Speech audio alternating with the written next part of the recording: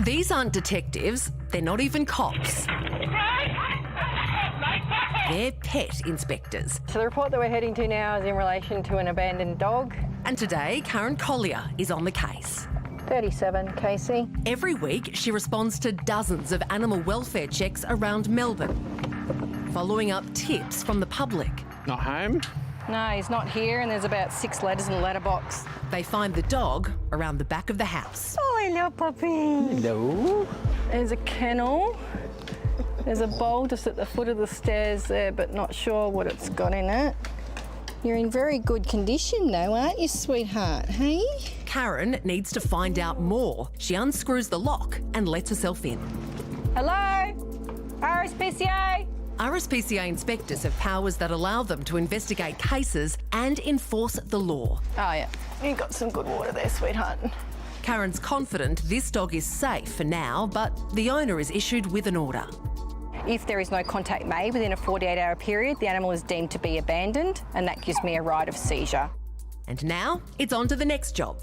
Punishments vary across the country, with Queensland issuing the harshest penalties. You can be fined up to $300,000 and jailed for up to 7 years. Karen has seen a lot since becoming an investigator 18 years ago, like a case last year where she expected to find 12 cats in a house.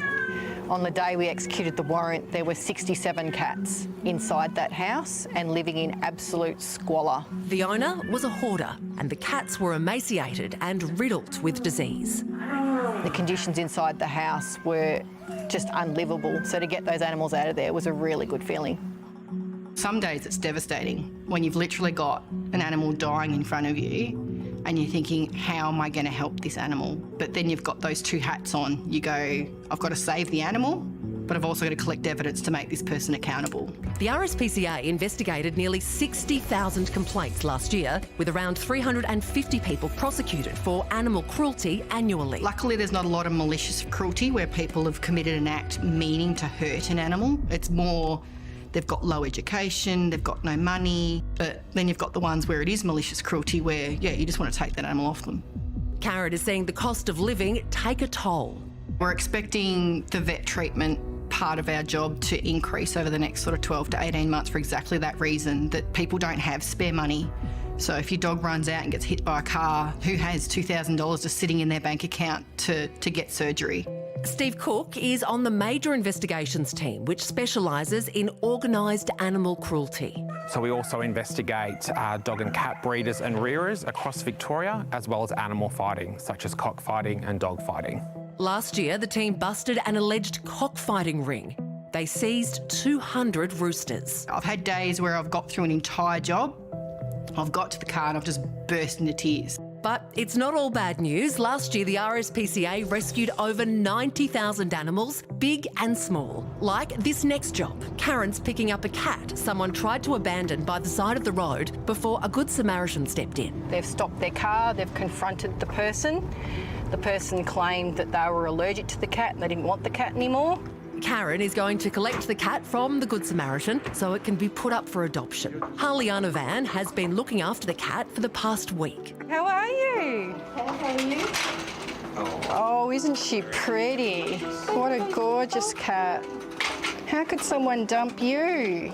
Once the vet gives her the all clear, the cat will be listed for adoption. What's her personality like? You think we're going to get a home for her? Friendly, talkative, loving. Talks all day.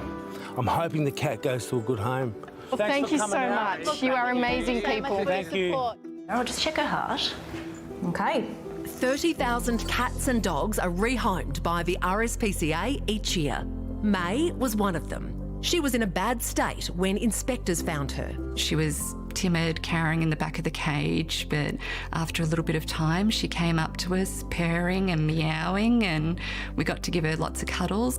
May's certainly fallen on her paws and has a particularly close bond with Tommy. They've become the best of friends and we love her so much, so it's so good that she's settled in and she's nice and happy. We live for that. The days when we get those emails where you've changed that animal's course of their life, they're the cup-filling days. They're the days where you go, yeah, this is why I do it. So one of the other impacts of the cost of living crisis is that people are finding it difficult to pay for care if an animal is injured or is sick. So that's actually a lot of what they're finding.